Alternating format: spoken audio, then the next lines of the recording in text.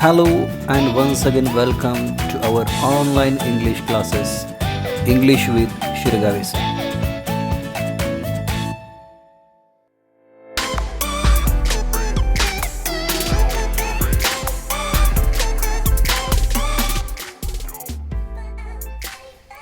Hello students, today we are going to discuss icebreaker questions of the first poem, Song of the Open Road.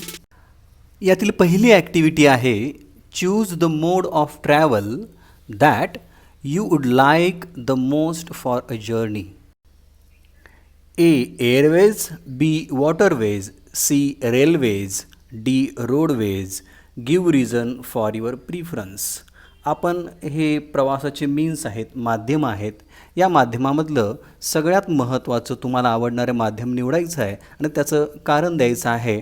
आपण अशा पद्धतीने लिहू शकतो. त्याच्यामध्ये आपण जर 2 कॉलम केले तरी चालतील. एका बाजूला लिहा mode of travel preferences for journey. प्रवासाला जाताना या माध्यमाला आपण प्राधान्यक्रम द्याल आणि दुसऱ्या कॉलममध्ये आहे त्याचं रिझन.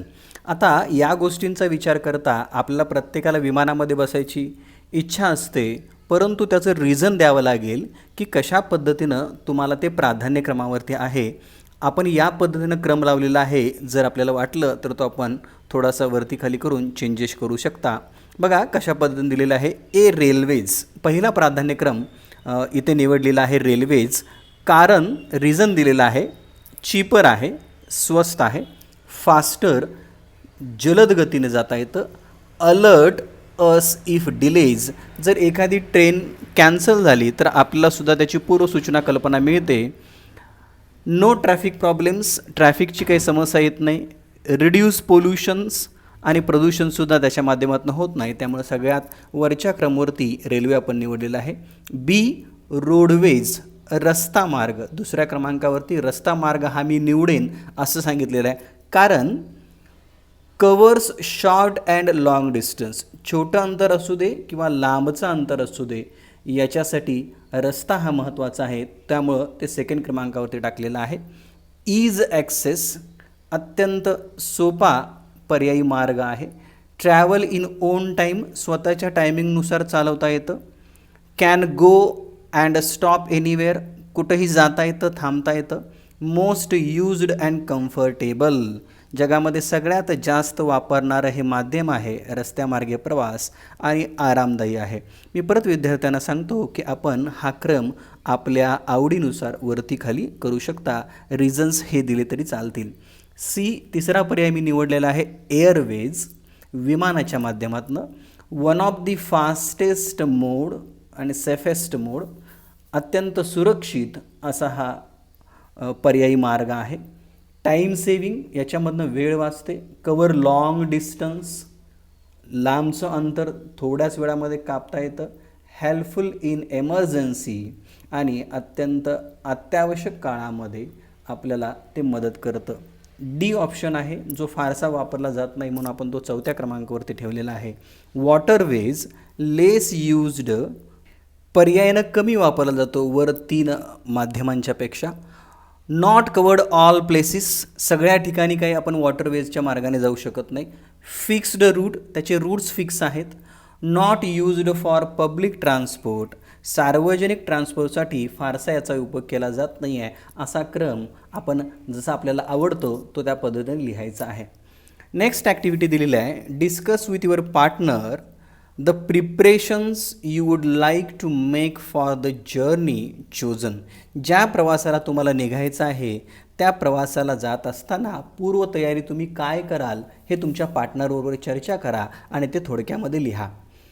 आपण एखाद्या प्रवासाला निघत असताना बऱ्याचशा पूर्वतयारी करतो. त्याच पूर्वतयारी ह्या विशिष्ट पद्धतीनं मांडणी करत आपल्याला लिहायचं आहे. मी विद्यार्थी मित्रांना एक सांगतो की आईस ब्रेकर्स हे क्वेश्चन्स आपल्याला कोणत्या अँगलनं बघायचे आहेत.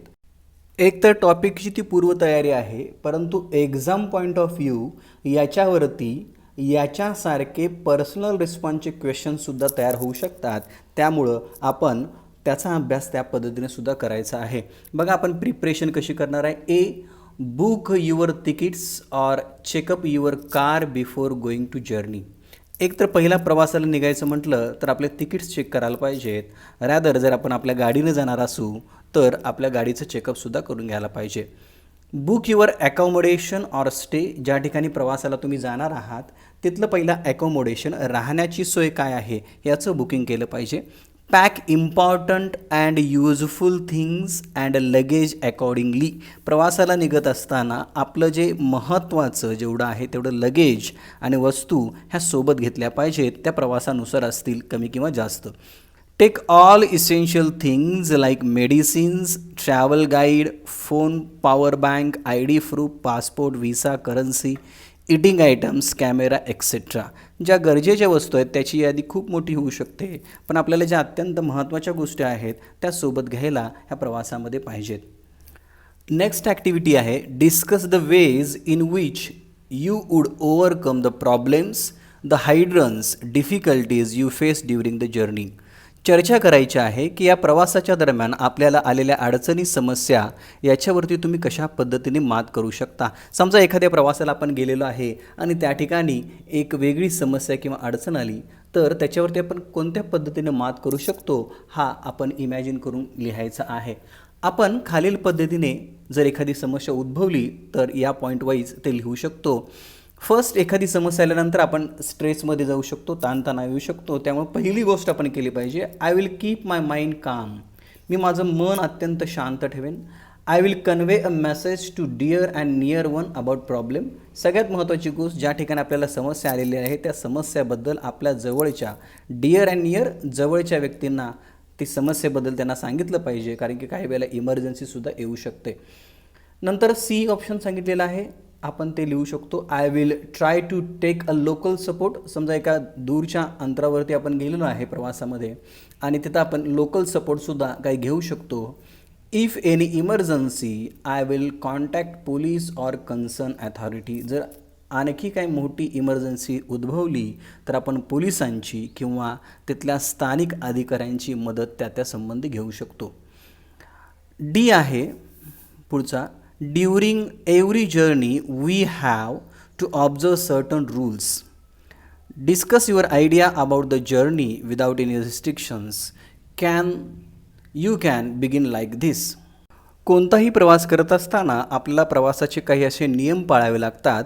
चर्चा करा अशी कल्पना की ज्या प्रवासामध्ये आपल्याला कुठलीही बंधनं नसतील. तुम्ही अशी सुरुवात करू शकता. एक आपल्याला सांगितलेलं आहे, आय वुड गो अलोन. मी एकटाच प्रवासाला जाईन जिथं कुणाची बंधनं असणार नाहीत. किंवा I would go alone with selected friends. काही सिलेक्टेड मित्रांच्याबरोबर ज्यांचं माझ्याशी जमतं. किंवा काय करता येईल, आपण अशा पद्धतीने लिहू शकतो, I would plan adventurous trip which includes all fun like trekking, surfing and biking. मला रिस्ट्रिक्शन नको आहेत. माझ्या आवडीच्या गोष्टी, उदाहरणार्थ ॲडव्हेंचर ट्रिप असेल ज्या ठिकाणी ट्रेकिंग आहे, सर्फिंग आहे, बायकिंग आहे, कुणाची मर्यादा असणार नाही, अशा मी एखाद्या ट्रिपवरती जाईन. किंवा I would like to explore new things without any rules. कोणत्याही बंधनाशिवाय नवनवीन गोष्टी मी शोधेन. ओन्ली वन रूल, एकच नियम असेल, एन्जॉयमेंट. फॉर एक्झाम्पल मोहीम वगैरे असतात अशावरती सुद्धा आपण रूल्स त्या ठिकाणी ठेवत नाही. I would go on a trip without time bonding. कुठल्याही वेळेच्या मर्यादेशिवाय मी अशा एखाद्या ट्रीपवरती जायला मला आवडेल. याच्यावरती आणखी काही तुम्ही लिहू शकता. या ठिकाणी आईस ब्रेकर संपतात. नेक्स्ट आपण बघणार आहे song of the open road summary. Song of the open road या कवितेचा सारांश. फर्स्ट स्टँजा आहे, afoot and light hearted I take to the open road, healthy, free, the world before me, the long brown path before me, leading wherever I choose. या पहिल्या स्टँजामध्ये जो traveller आहे किंवा कवी आहे तो बऱ्याचशा महत्त्वाच्या गोष्टी आपल्याला याच्यामध्ये सांगतो. त्यातली सगळ्यात महत्त्वाची गोष्ट आहे, first, the speaker is setting out on the open road on foot. पहिली गोष्ट या ठिकाणी आपल्याला जो ट्रॅव्हलर आहे तो सांगतो किंवा स्पीकर आहे तो सांगतो की मी मुक्त रस्त्यावरती अ फूट पहिलं पाऊल टाकलेलं आहे. Secondly, he is light hearted, तो अत्यंत आनंदी आहे. And open to all his about to experience. आणि हा त्याचा मुक्त प्रवासाचा नवीन अनुभव तो अत्यंत आनंदाने घेत आहे. Additionally, the speaker recognizes that it is he who is in control of his journey. याच्यामध्ये जो स्पीकर आहे किंवा प्रवासी आहे तो आपल्याला सांगतोय की हा जो लांबचा प्रवास आहे, लॉंग ब्राऊन पाथ आहे, तो प्रवास आता त्याच्या कंट्रोलमध्ये आहे. तो ज्या ठिकाणी ठरवेल त्या ठिकाणी तो प्रवास करणार आहे. वाक्य काय म्हटलेलं आहे पहा, he will choose where the path will take him on his journey. त्यानं निवडलेल्या रस्त्यावरती तो मार्गक्रमण करणार आहे. म्हणजे या पहिल्या स्टांजामध्ये कवीनं आपल्याला सांगितलेलं आहे की ट्रॅव्हलर हा प्रवासाला निघालेला आहे. प्रवासाला निघत असताना तो आनंदी आहे, हेल्दी आहे, फ्री आहे आणि कोणत्या मार्गाने जायचं या निवडीचं त्याला स्वातंत्र्य आहे. असा ह्या स्टँजाची आपल्याला थोडक्यात समरी सांगता येईल. सेकंड स्टँजा काय आहे बघा. The second stanza continues the thought express in the first 3 lines. वरील 3 ज्या ओळी आहेत त्याला प्रवासाला निघण्याची जी सुरुवात सांगितलेली आहे त्याला धरूनच खालच्या 4 ओळी दिलेल्या आहेत. विटमन राईट्स, ज्या 4 ओळी आहेत ते बघा. हेन्सफोर्थ, यापुढे, I ask not good fortune, I myself am good fortune. Henceforth, I whimper no more, postpone no more, need nothing. Done with indoor complaints, libraries, querulous criticism, strong and content, I travel the open road. याचा अर्थ असा आहे, the speaker says that he does not have to pray for good luck. तो प्रवासी म्हणतो या प्रवासामध्ये मी चांगल्या नशिबाबद्दल काही प्रार्थना केली नाही. बिकॉज, कारण काय सांगितले पहा, he is maker of his own luck. तो स्वतःच्या नशिबाचा स्वतःच मेकर आहे. स्वतःचं नशीब तो स्वतः घडवणार आहे. त्यामुळं कुणासमोरही आपल्या नशिबाबद्दल त्यानं प्रार्थना केली नाही. He will no longer cry or hesitate to do what he wants because he is in need of nothing.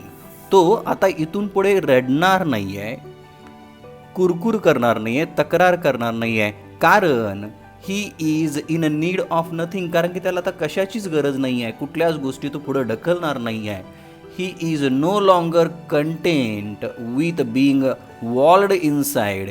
He is going strong happy to be on the open road. तो आता या 4 भिंतीमध्ये थांबणार नाही आहे, स्वतःला कोंडून घेणार नाही आहे. आता तो मुक्त आहे, आनंदी आहे. या मुक्त प्रवासाला तो निघालेला आहे. In line 6 Whitman writes a querulous criticism. आता या 6व्या ओळीमध्ये क्विरलस क्रिटिसिझम असं लिहिलेलं आहे.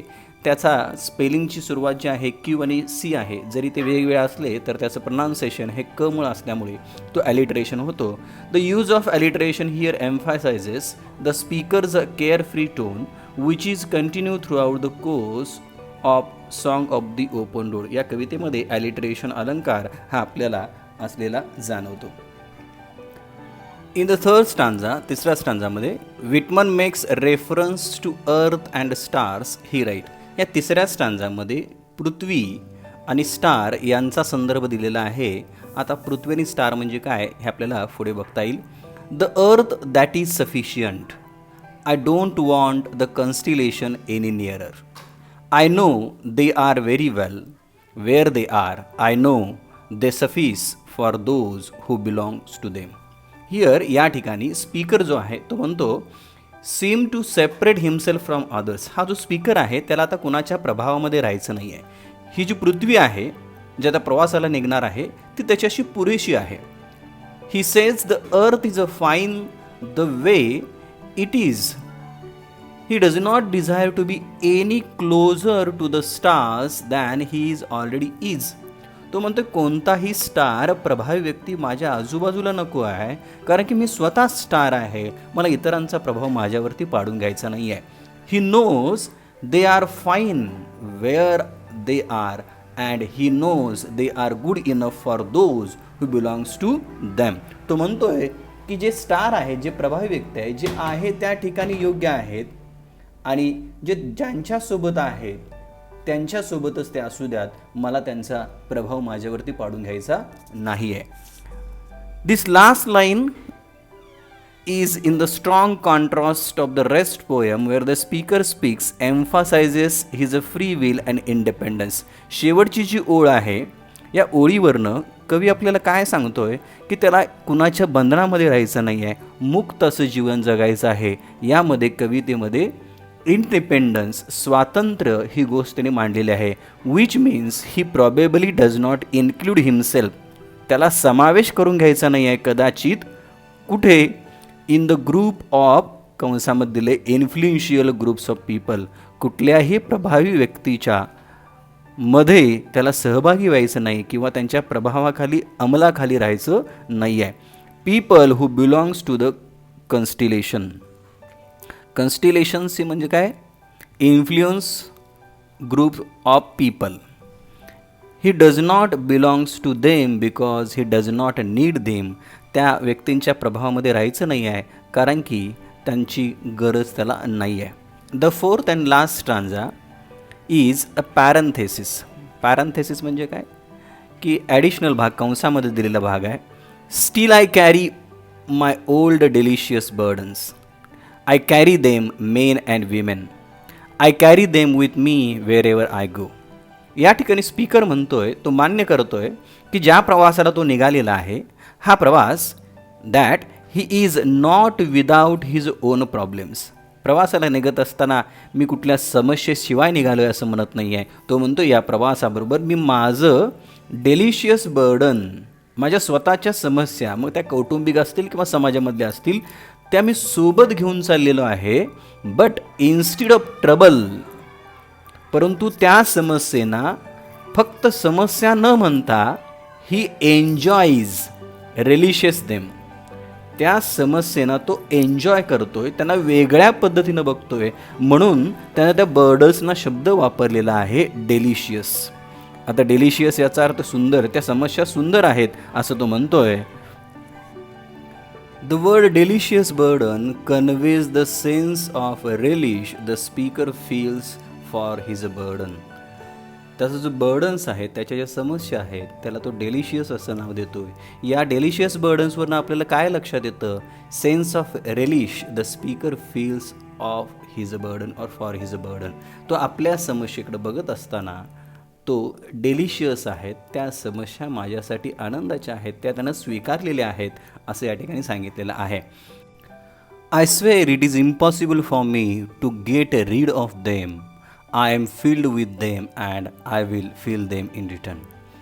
In the second line of final stanza, the speaker admits all the burdens that he carries with them, with him wherever he goes. या अंतिम परिच्छेदामध्ये जो स्पीकर आहे, बोलणारा व्यक्ती आहे, तो असं मान्य करतो की ज्या ज्या ठिकाणी मी जाईन त्याच्या जात असताना माझ्यासोबत हे बर्डन, ह्या समस्या, हे ओझं असणार आहे आणि हे ओझं मी स्वीकारलेलं आहे, त्याच्यापासून मी बाजूला पळून जात नाही आहे. The speaker डिक्लेअर्स that he cannot be read himself of them. इन्स्टीड तो म्हणतो याच्यापासून मी कधीच सुटका करून घेऊ शकत नाही आहे आणि याच्याऐवजी ही अँड हिज बर्डन्स, तो आणि त्याच्या समस्या, शेअर्स अ रिलेशनशिप, त्या समस्येबरोबर माझं एक नातं निर्माण झालेलं आहे. He filled with his burdens and in returns he feels fulfil complete pack them. त्या समस्येबरोबर त्यानं काय केलेलं आहे, आपलं एक वेगळ्या पद्धतीचं नातं निर्माण केलेलं आहे. The speaker is स्टेटिंग here that his burdens does not define him, rather he accepts them and carries them with him wherever he goes. अंतिम परिच्छेदामध्ये जो ट्रॅव्हलर आहे तो ट्रॅव्हलर असा म्हणतोय की माझ्या प्रवासाला निघत असताना हे बर्डन मी स्वीकारलेलं आहे, ते पण जसं मी मुक्त रस्त्यावरती आनंदाने लाईट हार्टेडली चालतोय तसंच हे बर्डन मला डेलिशियस वाटतोय. ही समस्याकडे समस्या म्हणून न बघता मी ती आनंदानं स्वीकारलेली गोष्ट आहे. त्यामुळं या प्रवासामध्ये ते ओझं मला ओझं वाटत नाही आहे, ते मला डेलिशियस गोष्ट वाटते आहे, आवडती गोष्ट आहे अशी वाटते आहे. आता या कवितेच्या सारांशावरनं आपल्याला लक्षात काय येतं पहा, फार सुंदर मेसेज देणारी ही कविता आहे.